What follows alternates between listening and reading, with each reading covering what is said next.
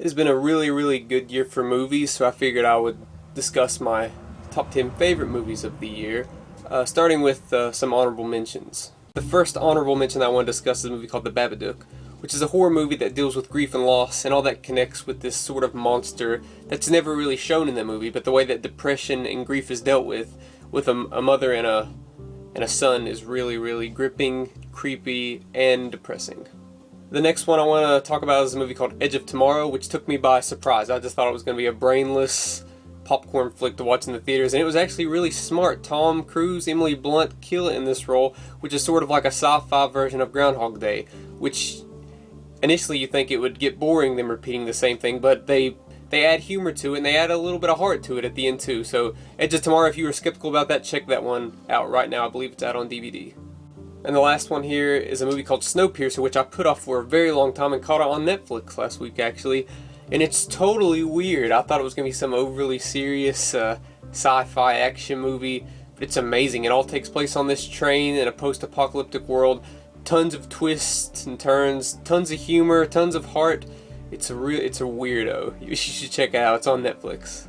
Now let's get into my official top 10. At number 10, we have a movie that I was a little torn on when I initially watched it, but I couldn't stop thinking about it, and that movie is called Interstellar. Regardless of its flaws, it's amazingly beautiful for the whole entire 165 minutes of its running time. The performances are amazing.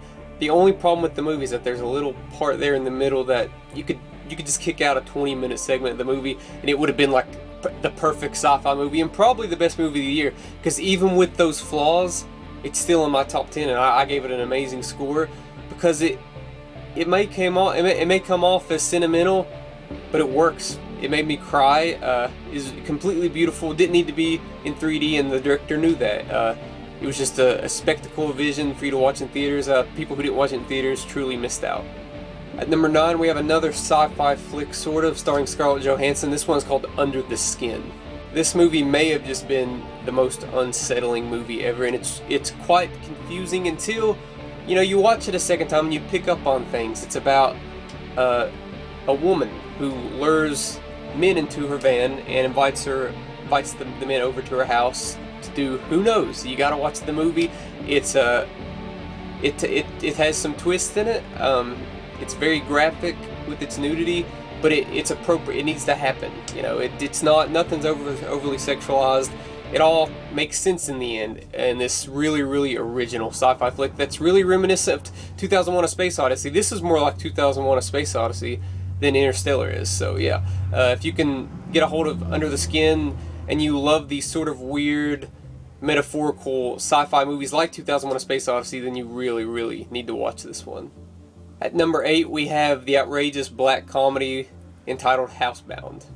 I seriously had no clue what this movie was going into it, and I thank God that I didn't, because it just provided so much more for me as a viewer. It starts off as a textbook horror film, ghost film, haunted house film, and it ends up kind of being like Shaun of the Dead, Evil Dead 2, The Conjuring, and Scream all in one. It has that British humor from like Shaun of the Dead and Hot Fuzz, but it still has the scares that The Conjuring has. So yeah, it's better than The Conjuring. I wouldn't say it's better than Shaun of the Dead or Hot Fuzz, but this movie was really good and really funny. It got violent when it needed to get violent, but not overly violent. It's just kind of like spurts of bloody violence, but tons of laugh and twist. I never knew where this movie was going. So if you're a big horror fan, and if you love horror comedies like Evil Dead 2 and Shaun of the Dead, you need to watch Housebound. At number 7, we got Wes Anderson's The Grand Budapest Hotel. This arguably might just be Wes Anderson's best movie to date. I'd have to watch it more, because right now I still think Fantastic Mr. Fox or The Royal Tenenbaums is the best. But this might be the most overall pleasing, because it does have those weird oddities that we're used to in Wes Anderson movies, but the ensemble just kills it here more than most of his other movies. And there's a lot of heart here. Ralph Fiennes plays the main character, which is sort of like the manager of the hotel, and he's getting framed for murder, basically. And there's tons of gags, twists, turns, a little bit of a dark streak in there, but overall has heart. And this movie is really enjoyable. But I will say that if you are not a fan of the Wes Anderson style, you're not gonna like this one. I think this is his best movie overall, which obviously I said Fantastic Mr. Fox is my favorite, but I think this is probably his best overall movie, and this movie deserves everything that it's going to get come awards season. At number 6, we had to have a blockbuster too. I got Guardians of the Galaxy. I've been looking forward to this movie for over a year because I'm a huge James Gunn fan. He was 2 for 2 with Slither and Super. Super is a really, really underrated movie. This movie is really good. It's obviously his most crowd-pleasing movie because it's a PG-13 movie. But even for a PG-13 Marvel superhero movie, it's still super weird, and it's a straight-up comedy. But like the first 5 minutes makes you cry almost. And then it just gets totally goofy, like good goofy. The movie you can't take the movie that serious. It doesn't have much of a plot, but the plot that's there is exciting and it's fun, and a great ensemble that works amazing together. Great voice acting from Bradley Cooper, an amazing Groot character that's beautiful, that brings me to tears yet again towards the end. Great soundtrack, an amazing soundtrack. I'd say this is the second best soundtrack of the year behind another movie. But yeah, Guardians of the Galaxy. This is my favorite Marvel movie, and arguably my favorite superhero movie. I don't know if you can count Super as a superhero movie, but this is my favorite. I think this is way better than the Avengers. So Guardians of the Galaxy, if you had any doubt, don't. It's amazing. At number 5, we got a movie that kind of just sprung up on me out of nowhere, and that movie is called The Guest. The Guest is this odd blend of action, horror, and comedy. Sort of have that 80s movie feel, that cheesy. Here's the thing about these movies that try to replicate these 80s cheesy movies. They're usually not cheesy, and they're not bad. They're better than those 80s movies, and this is proof. This is an amazing movie. Amazing soundtrack and score that reminds me of Drive. The movie's not quite as good as Drive, but it's overall a different kind of movie than it. You got this character that's really complex, and you're not sure if you like him. I'm convinced that I love him, even if he's doing horrible things. I don't want to give too much away. It's just about a guy who visits this guy's family who died in the war. He promised that he'd check up on them and see how they're doing. And then after that, he's a psychopath. He's nice. He might be a murderer. I don't know. You need to watch it. It has horror elements, great action, and comedy. So yeah, The Guest. It's a new entry for it, a new great entry for it, and kind of a new genre of movies. At number 4, we have the first great movie of 2014, and that is, of course, the Lego Movie. This movie completely blew me away in theater, especially since it came out in early February. So that was a shock. I just thought it was going to be a decent, enjoyable kids movie, but it's like a joke per minute, and the jokes land 90 to 95% of the time. A lot of the humor here is centered for adults, but the kids can enjoy it too because it's beautiful animation. It's not. I love these Disney movies like Frozen, but all the animation looks the same. This is new. You can't tell if this is stop motion or CG animation. It looks amazing. The voice acting is amazing between Chris Pratt, Will Arnett, and the rest of the gang. Will Ferrell gives one of his best performances in a very long time, and it's a little bit of a tearjerker, mixed with this total mind screw that's kind of like The Matrix and Inception mixed with Toy Story 3.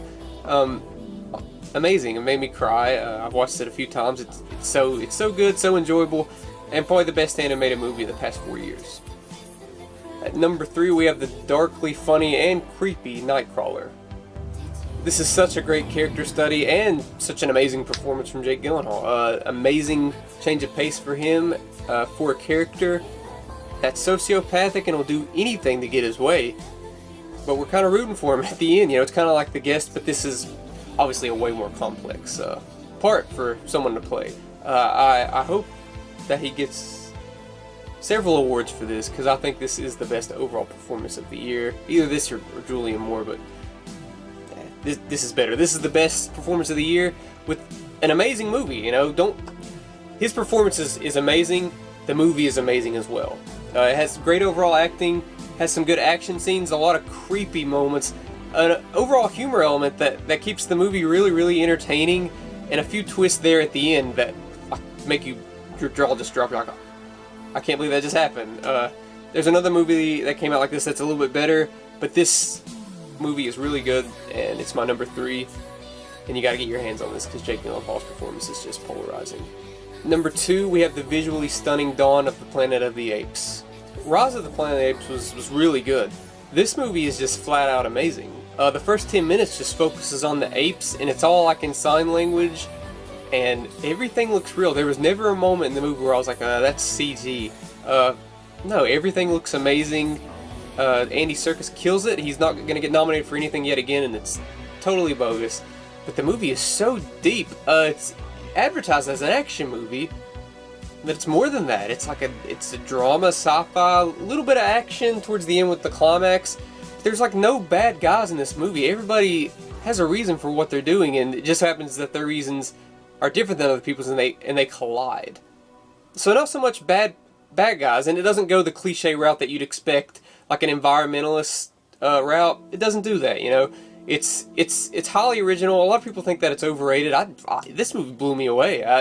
Second I watched it, I was like, that's an instant 5 out of 5, and good luck to anything being better than it. So I saw something that was a little bit better than this movie this year. This movie brought me to tears several times, and the CG was just amazing. And my number one movie for 2014 is David Fincher's Gone Girl. This is that other cynical, dark movie that I was talking about when I was talking about Nightcrawler. This movie is so dark and so unsettling, but yet so humorous. I wasn't expecting the humor element, even though it's a David Fincher movie, and he usually provides a little bit of humor.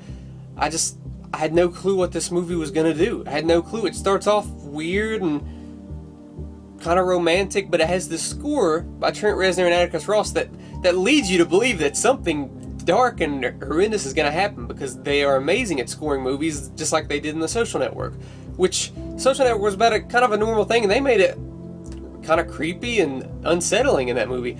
This movie is about as good as The Social Network. I think this is David Fincher's maybe most ambitious film as a whole, because it goes directions that, you know, maybe not a lot of people would appreciate. When a twist happens in this movie, that's how most movies would end. It happens at around the 60 to 70 minute mark. But the movie spends the whole second half of the movie focusing on that twist, and that's what makes this movie so much better. The creepier it gets, the funnier it gets. It ends on a very unsettling note, and this is just one of those movies that I couldn't stop thinking about. You know, I think about it like once a week, and I watched it in October. I think about it all the time. It stays in your mind, you know. It's hard R, it's graphic, and it's flat out amazing. So that was my top 10. Let me know what your favorite movies of the year were. There were tons of great movies. You know, I think I've watched over 50 movies this year, and I've only seen a few bad ones. I try not to watch the bad ones. But yeah, let me know what your favorite movies were, and thanks for watching.